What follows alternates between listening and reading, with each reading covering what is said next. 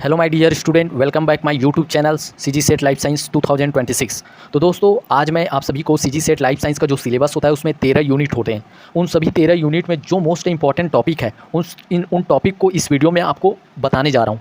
इन topic को आप पढ़ के आसानी से सीजी सेट जो लाइफ साइंस का पेपर 2 होता है, जो कि सब्जेक्टिव होता है, उसमें आप बहुत ज़्यादा नंबर कवर कर सकते हैं। मैं गारंटी के साथ बोल सकता हूँ कि 200 में आपका 125 से 130 मार्क्स इतने से आराम से आ जाएगा।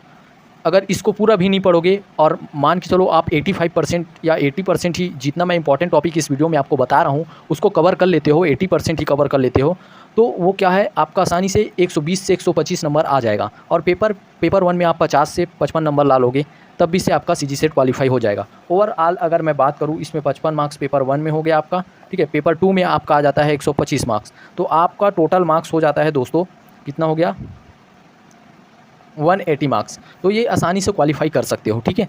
तो मैं ये गारंटी के साथ बोल सकता हूँ। चलिए अब स्टार्ट करते हैं इस वीडियो को। देख सकते हैं, सबसे पहले सीजी सेट लाइफ साइंस के सिलेबस में 13 यूनिट होते हैं। उसमें से सबसे पहला यूनिट आता है दोस्तों बायोकेमिस्ट्री। बायोकेमिस्ट्री में सबसे इंपॉर्टेंट टॉपिक आपको पढ़ना है, अमीनो एसिड के बारे में पढ़ना है, प्रोटीन के बारे में, न्यूक्लिक एसिड के बारे में, और न्यूक्लिक एसिड में डीएनए, और डीएनए में भी क्या पढ़ना है, ABZ डीएनए मॉडल, ठीक है। और डीएनए का हेलिक्स स्ट्रक्चर पढ़ना है, ठीक है। और उसके बाद विटामिन पढ़ना है, जो कि फैट सॉल्युबल विटामिन होते हैं ADE और वाटर सॉल्युबल विटामिन जो होते हैं BC, इन सब के बारे में। एंजाइम का बेसिक ग्राफ देख लेना है आप लोग को, एंजाइम क्या होता है, कैसे काम करता है, उसके बारे में हल्का सा। ग्लाइकोलिसिस मोस्ट इंपॉर्टेंट है, TCA साइकिल मोस्ट इंपॉर्टेंट है, इलेक्ट्रॉन ट्रांसपोर्ट चैनल, ये जिसमें प्रोटीन एंजाइम्स काम करते हैं, इन सब का बहुत ही ज़्यादा इंपॉर्टेंट, इससे क्वेश्चन आएगा ही आएगा 100%। और अमीनो एसिड से आएगा, टाइट्रेशन से आ सकता है, और उसका डाइजेशन, अमीनो एसिड को कैसे डाइजेस्ट करते हैं प्रोटीन का, उसमें चार्ज कैलकुलेशन कैसे करते हैं इसको देख लेना, ठीक है। और पेप्टाइड बॉन्ड आता है, उसका डाइजेशन आता है, मॉलिक्यूलर वेट कैलकुलेशन आता है, ठीक है।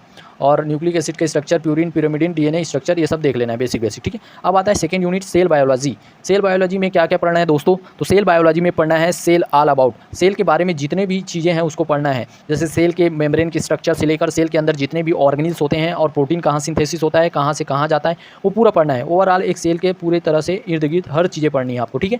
जैसे कि प्लाज्मा मेम्ब्रेन के बारे में आपको उसकी स्ट्रक्चर और उनमें क्या क्या ट्रांसपोर्ट चैनल पाए जाते हैं, कौन कौन से आयंस के लिए, उसको पढ़ना है। सेल जंक्शन पढ़ना है आपको। सेल जंक्शन 3 प्रकार के होते हैं, एक तो होता है गैप जंक्शन, टाइट जंक्शन, और एक होता है प्लाज्मोडेस्माटा, ठीक है।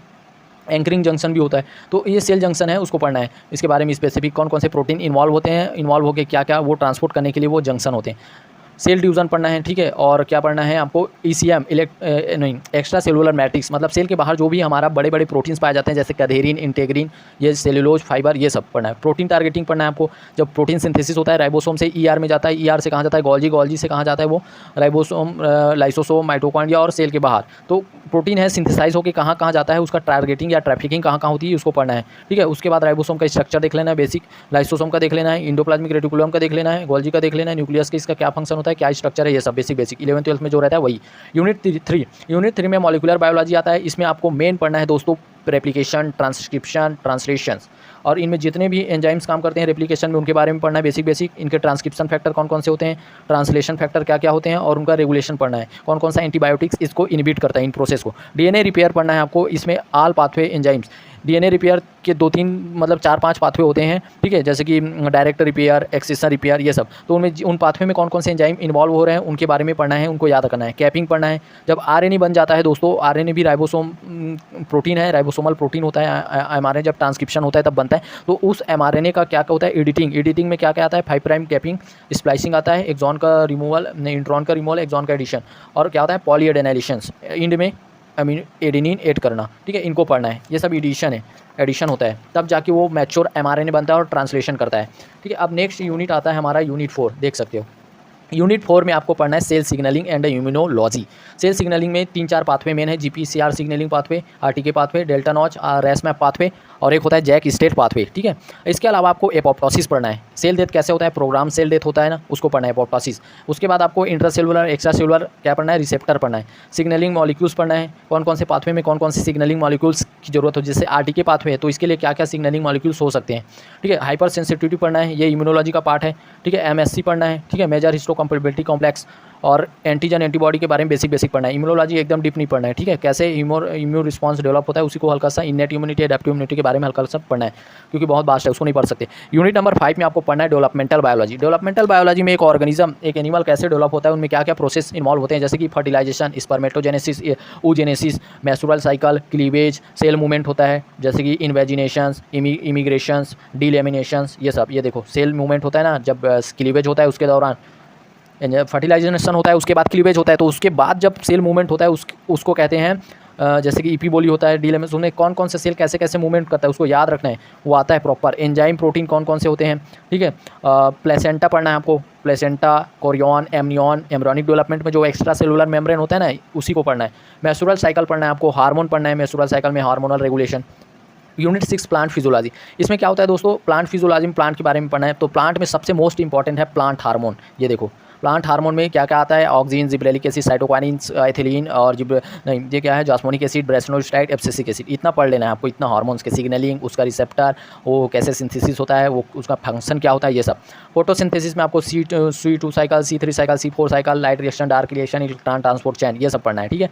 अब देखो प्लांट में फूड और मिनरल का ट्रांसपोर्ट कैसे होता है, जाइलम और फ्लोएम के थ्रू, इसको बेसिक पढ़ लेना है, ठीक है, कौन कौन सा चैनल के थ्रू। और प्लांट में फर्टिलाइजेशन डेवलपमेंट पढ़ना है आपको, ठीक है। क्लोरोप्लास्ट का स्ट्रक्चर पढ़ लेना है, वैक्यूल का स्ट्रक्चर पढ़ लेना है, टर्गर प्रेशर क्या होता है, ये फ्लावरिंग एंड ट्रिपल फर्टिलाइजेशन होता है, इसमें ट्रिपल फ्यूजन होता है, उसको पढ़ना बहुत ज़्यादा इंपॉर्टेंट है। फ्लावरिंग पढ़ना है, फ्लावरिंग आइडेंटिटी जीन के बारे में। फोटो पीरियोडिज्म क्या होता है, दीप्तकालिक, तो उसको पढ़ना है। वर्निलाइजेशन पढ़ना है, ABC मॉडल जीन्स पढ़ना है, ठीक है। यूनिट नंबर 7 में आता है एनिमल फिजियोलॉजी। इसमें आपको पढ़ना है दोस्तों इंडोक्राइनोलॉजी के बारे में। एनिमल फिजियोलॉजी में हमारे ह्यूमन बॉडी के अंदर जितने भी इंपॉर्टेंट सिस्टम है उनको पढ़ना है, जैसे कि इंपॉर्टेंट सिस्टम को भी बता रहा हूँ, ठीक है। इसमें नर्वस सिस्टम उतना इंपॉर्टेंट नहीं रहता, नर्वस सिस्टम का सिर्फ न्यूरॉन वाला पार्ट इंपॉर्टेंट है, नर्व इम्पल्स कंडक्शन, जो नर्व इम्पल्स से ट्रांसमिशन होता है ना, डिपोलराइजेशन, रिपोलराइजेशन, ये सब, हाइपरपोलराइजेशन, ये सब। देखो मैं लिखा हूँ यहाँ, neuron membrane potential, neuron impulses transmission theory, अलग अलग थ्योरी दिया गया है नर्व इम्पल्स ट्रांसमिशन का, हाइपरपोलराइजेशन, डिपोलराइजेशन। इलेक्ट्रोकार्डियोग्राम पढ़ना है, ये आता है हार्ट सिस्टम का, ठीक है। ECG पढ़ना है, कौन कौन सा ग्राफ में कौन कौन सा वेव क्या क्या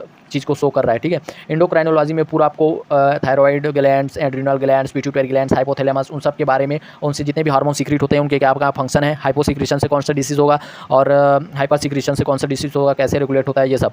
एक्सक्रीटरी सिस्टम में आपको पढ़ना है दोस्तों, रेगुलेशन पढ़ना है, जिसमें यूरिन फॉर्मेशन है, कौन कौन सा हार्मोन्स, जैसे कि रास पाथवे, एंटी डायूरेटिक हार्मोन्स, ठीक है, वाटर का रीऑब्जॉर्प्शन, सोडियम का रीऑब्जॉर्प्शन, सिक्रीशन, ये सब पढ़ना है। कार्डियक सिस्टम में फिजियोलॉजी पढ़ना है और हार्ट का रेगुलेशन पढ़ना है, ठीक है। बेसिक ऑफ रेस्पिरेशन के बारे में बेसिक पढ़ना है, एक्सपिरेशन, इनहेलेशन, ठीक है, जैसे कि टाइडल वॉल्यूम क्या होता है, ये सब। अब उसके बाद आता है जैसे लंग्स में हमारा गैस का एक्सचेंज कैसा होता है, उसको थोड़ा सा बेसिक पढ़ना है आपको। ब्लड क्लॉटिंग फैक्टर के बारे में पढ़ना है, ठीक है। ये पाथवे होता है दो, इंट्रिंसिक और एक्सट्रिंसिक पाथवे होता है ब्लड क्लॉटिंग का। इसमें हीमोफिलिया हो जाता है, अगर फैक्टर कोई फैक्टर नहीं होता, अब्सेंट होता है, तो हीमोफिलिया ABCD अलग अलग हीमोफिलिया डिसीज़ होता है इनके बारे में। और न्यूरॉन्स मेम्ब्रेन हो गया, ये सब बता दिया, ठीक है। चलिए अब नेक्स्ट हमारा यूनिट आता है दोस्तों, यूनिट नंबर है, इसके बारे में और थोड़ा सा बेसिक ऑफ डाइजेशन पढ़ना है, डाइजेस्टिव एंजाइम के बारे में पढ़ लेना है, ये भी डाइजेशन एक फिजियोलॉजी है। Absorption channel specific for the nutrients biomolecule GLUT, जैसे कि अलग अलग बायोमोलिक्यूल्स के एब्जॉर्प्शन के लिए अलग अलग चैनल प्रोटीन पाए जाते हैं, उनको याद रखना है, ठीक है। अब आता है यूनिट नंबर 8 जेनेटिक्स। जेनेटिक्स के बारे में पढ़ोगे तो मेंडल का लॉ पढ़ना बहुत जरूरी है, segregation of law, independent assortment का लॉ, ठीक है। मैटरनल इफेक्ट पढ़ लेना है, टेस्ट क्रॉस, बैक क्रॉस, ये क्या होता है, बेसिक पढ़ना है, ठीक है।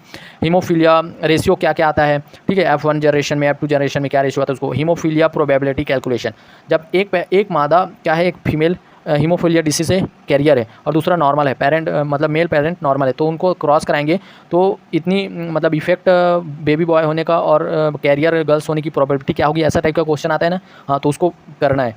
सिंड्रोम पढ़ना है, क्रॉसिंग ओवर पढ़ना है, रिकॉम्बिनेशन पढ़ना है। चलिए यूनिट नंबर 9 देखते हैं, डाइवर्सिटी इन लाइफ फॉर्म्स। तो ये डाइवर्सिटी से क्वेश्चन है, जिसमें इनवर्टिब्रेट और वर्टिब्रेट्स की डाइवर्सिटी यहाँ पर पढ़ेंगे। क्लासिफिकेशन सिस्टम को देख लेना है कि हिरार्ची का क्या क्या होता है, जैसे क्लास, ऑर्डर, फैमिली, जीनस, ये सब। स्पेसिमेंस के बारे में पढ़ लेना है, कौन कौन से स्पेसिमेंस को क्या क्या कहते हैं, नॉमेनक्लेचर कैसे करते हैं। ऑल वर्टिब्रेट्स इनवर्टिब्रेट्स फाइलम के स्पेसिफिक फीचर्स, ठीक है, जितने भी फाइलम है वर्टिब्रेट्स और इनवर्टिब्रेटा के, वो किंगडम के मतलब डिवीजन के, उनके अंदर जितने भी फाइलम आते हैं उनके एग्जाम्पल के साथ उनका स्पेसिफिक फीचर्स, कैरेक्टरिस्टिक्स को पढ़ना है, ठीक है। उनकी क्या खासियत होती है, उनमें क्या क्या लार्वल फॉर्म्स पाए जाते हैं, फंजाई, एल्गी, बैक्टीरिया, प्रोटोजोअन्स, इन सब के बारे में बेसिक जानकारी पढ़ना है। प्रोटोजोअन डिसीज होता है, कॉजेटिव एजेंट कौन कौन से होते हैं, जैसे कि लिस्मेनियासिस, ठीक है, मैंजेनियाटिस, अलग अलग डिसीज़ होता है ना, hepatitis, viral disease, human disease, जितने भी वायरल बैक्टीरियल डिसीज होते हैं उनके कॉजेटिव एजेंट और उनका रोकथाम और उनके क्या क्या वैक्सीन होते हैं, टीके, उनको याद रखना है। यूनिट नंबर 10 आता है इकोलॉजी। इकोलॉजी क्या होता है? सक्सेशन। ठीक है, इकोलॉजी के अंदर हम लोग मोस्ट इंपॉर्टेंट टॉपिक यहाँ पर देखते हैं। सबसे पहले आता है सक्सेशन। सक्सेशन जो होता है वो अलग अलग टाइप का मॉडल होता है। एक तो होता है inhibition model, tolerance model, facilitation model, ये इसको पढ़ना है। लॉजिस्टिक ग्रोथ कर्व पढ़ना है, एक्सपोनेंशियल ग्रोथ कर्व पढ़ना है, सुपर सर्वाइवरशिप कर्व पढ़ना है आपको। ठीक है, ये एकदम इंपॉर्टेंट है, इससे क्वेश्चन आएगा ही आएगा। मैं जहाँ जितना लिख दिया हूँ ना उसमें से क्वेश्चन आएगा ही आएगा। ठीक है, ये बहुत ही इंपॉर्टेंट टॉपिक है। लाइव टेबल से आएगा, ये इससे नहीं आएगा लेकिन ये तीनों से इतने से आएगा। ठीक है, अब देखो number of pyramid, biomass of pyramid, energy pyramid, ये पिरामिड आता है कि इसका इन्वर्टेड बनेगा ऐसे कि सीधा बनेगा। ठीक है, अपराइट बनेगा कि इन्वर्टेड बनेगा। हार्डी-वेनबर्ग लॉ पढ़ना है, इससे भी क्वेश्चन आएगा। इमिग्रेशन और इमिग्रेशन क्या होता है, ठीक है, और नेटेलिटी और मोर्टेलिटी, ये सब उतना इंपॉर्टेंट नहीं है, बेसिक बेसिक देख लें। अब आता है इवोल्यूशन। इवोल्यूशन यूनिट नंबर 11 है हमारा लाइफ साइंस के सिलेबस का। इसमें मोस्ट इंपॉर्टेंट है जेनेटिक ड्रिफ्ट, इससे क्वेश्चन बनेगा ही। सेक्सुअल सिलेक्शन से बनेगा ही। बायोडाइवर्सिटी से आएगा ही। बायोडाइवर्सिटी हॉटस्पॉट भी पढ़ना है ना, बायोडाइवर्सिटी हॉटस्पॉट, इंडिया में कितने हॉट स्पॉट हैं बायोडाइवर्सिटी के, ये भी पढ़ना है। डार्विन की थ्योरी से आएगा, नेचुरल सिलेक्शन से आएगा, लेमार्क की थ्योरी से आएगा, मॉलिक्यूलर क्लॉक, ये भी इंपॉर्टेंट है। रेड क्यून हाइपोथेसिस, इससे भी, स्पेसिएशन से तो आएगा ही आएगा। मैं 100% गारंटी के साथ देख लेता हूँ, आप लोग खुद कमेंट करोगे इस वीडियो में कि सही में आया था सर करके। नेचुरल सिलेक्शन से आएगा, इसके 3 टाइप होते हैं, डिस्ट्रप्टिव, कन्वर्जेंट और डाइवर्जेंट, मतलब ठीक है, ये सब होते हैं डायरेक्शनल नेचुरल सिलेक्शंस, ठीक है, मीडियन नेचुरल सिलेक्शंस, और एक होता है disruptive. Different types of species, keystone species, ruderal species, religions species, अलग अलग टाइप की स्पीसीज़ होते हैं, उसको पढ़ लेना है बेसिक बेसिक। आप गूगल में भी सर्च करोगे डिफरेंट टाइप ऑफ स्पीसीज़ करके तो वो दिखा देगा। एनिमल्स बिहेवियर पढ़ना है, इसमें एल्ट्रुइज्म मोस्ट इंपॉर्टेंट है। मिमिक्री, हैबिचुएशंस, ये पढ़ लेना। मिमिक्री 2 टाइप के होते हैं, बैटेशियन मिमिक्री और मुलेरियन मिमिक्री, इसको पढ़ना है, क्वेश्चन यहीं से कर सकते हैं, इंपॉर्टेंट है सब। होमोलॉगस, एनालॉगस ऑर्गन के बारे में पढ़ लेना है, और एविडेंसेस ऑफ इवोल्यूशंस। ठीक है, बहुत ही ज़्यादा इवोल्यूशन बहुत ही अच्छा और इंटरेस्टिंग सब्जेक्ट है, यूनिट है, उसको आप मत स्किप कीजिएगा। ठीक है, अप्लाइड बायोलॉजी यूनिट नंबर 12 है। अप्लाइड मतलब आप इसमें अप्लाइड करते हो, कोई भी वेक्टर ले लेते हो और वेक्टर में अपने किसी भी जीन को इंजेक्ट करवा देते हो और वो दूसरे ऑर्गेनिज्म में ट्रांसफर होकर क्या करता है, वहाँ उसका सिंथेसिस करने लगता है। तो यहाँ पर टी-DNA ट्रांसफ़र पढ़ेंगे। ये एक वेक्टर होता है, यहाँ पर हम लोगों ने किसी की जीन के सीक्वेंस को ऐड कर दिए, अब ये जाता है बैक्टीरिया के अंदर, वहाँ जाकर रेप्लिकेशन करने लगता है और अपने नंबर बढ़ाता है। तो ये टी-DNA ट्रांसफ़र पढ़ोगे आप लोग। वेक्टर के बारे में पढ़ोगे, वेक्टर कितने टाइप के हो सकते हैं, बैक्टीरियोफेज, लैम्डा के बारे में पढ़ना है। ट्रांसडक्शन, ट्रांसफॉर्मेशंस और कंजुगेशंस, मतलब वही है, वेक्टर के अंदर जो DNA का सेगमेंट है, जीन का सेगमेंट है, जो ट्रांसफ़र होता है वो 3 टाइप से होता है। एक ट्रांसडक्शन होता है, ट्रांसफॉर्मेशन होता है, कंजुगेशन होता है, यही। ठीक है, लाइसोजेनी और लैटिक साइकिल पढ़ लेना है, वायरस का डेवलपमेंट का। ठीक है, unit number 13 method in biology. इनमें इतना ही पढ़ लोगे, इससे क्वेश्चन आना 100% आएगा ही आएगा भाई, इससे भी आएगा ही। ठीक है, मेथड इन बायोलॉजी में काई स्क्वायर टेस्ट, इसको पढ़ना है, इसके बारे में अच्छे से जानकारी ले लेना। काई स्क्वायर टेस्ट क्या, इसमें क्या होता है, क्या कैलकुलेट करते हैं, क्या क्या निकलता है। टी टेस्ट के बारे में पढ़ना, एफ टेस्ट के बारे में पढ़ना, जेड टेस्ट के बारे में बेसिक बेसिक पढ़ना। ठीक है, और प्रोबेबिलिटी भी पढ़ लेना। प्रोबेबिलिटी से भी क्वेश्चन आ जाता है, पेपर 1 में तो आएगा ही आएगा। ठीक है, पासा वाला आता है, डाइस वाला, इतने आने की प्रायिकता क्या होगी। मीड पढ़ना है, मोड पढ़ना है, मीडियन पढ़ना है। ठीक है, और फॉर बेसिक, इन सब के बारे में बेसिक पढ़ना है और इनका कैलकुलेशन करके एग्जांपल के थ्रू, एक एग्जांपल के थ्रू कैलकुलेशन करके देख लेना। ये आता है हमारा स्टैंडर्ड डेविएशंस। स्टैंडर्ड डेविएशन क्या होता है, जब आप लोग एक्सपेरिमेंट करते हो तो उसमें जो एक्सपेरिमेंटल ऑब्जर्व होता है वैल्यू, मान के चलो 20 आया और आपने एक्सपेक्टेड किया था 24 की, तो इन दोनों में क्या डिफरेंसेस होती है, उसी को क्या कहते हैं, स्टैंडर्ड डेविएशन कहते हैं। क्योंकि आप जो इस एक्सपेरिमेंट किए हो उसका एक टेबल दिया रहता है, उसमें एग्जैक्ट मान दिया रहता है, वैल्यू। ठीक है, इन दोनों के बीच मतलब कितना का फ़र्क आ रहा है, 4 का, तो उसमें मान दिया रहेगा, उसमें एग्जैक्ट वैल्यू दिया रहता है, जैसे 20 और 4 है तो वहाँ दिया रहेगा एग्जैक्ट 21। ठीक है, तो स्टैंडर्ड डेविएशन में आप लोग जाके देखोगे टेबल में तो 21 रहेगा और इसी से आप लोग को डिफ्रेंशिएट करना है, उससे मैच करना है। इस तरह से स्टैंडर्ड डेविएशंस को हम लोग क्या करते हैं, कैलकुलेट करते हैं। तो दोस्तों ये जो होता है 13 यूनिट का आप लोग देख सकते हैं, अच्छे से देख लो। ठीक है, एक बार और दिखा देता हूँ, ये देखो 13 यूनिट का मोस्ट इंपॉर्टेंट टॉपिक है। मैं इतना बता रहा हूँ, 100% गारंटी ले सकता हूँ कि इतना पढ़ लोगे ना तो सेट क्या, नेट भी क्वालिफाई हो जाएगा, क्योंकि ये पूरा नेट का टॉपिक है। ठीक है, तो चलिए दोस्तों, मिलते हैं नेक्स्ट वीडियो में। इसके बाद मैं सेल बायोलॉजी का क्या करूँगा, डेली एक लेक्चर रोज़ अपलोड करता जाऊँगा। आप उस चैनल पर जाकर वीडियो देखना और उसको फॉलो करना, 2 महीने में आपका सेट क्वालिफाई होगा ही होगा। ठीक है दोस्तों, चलिए मिलते हैं नेक्स्ट वीडियो में। वीडियो अच्छा लगा होगा तो लाइक, सब्सक्राइब, शेयर कीजिए।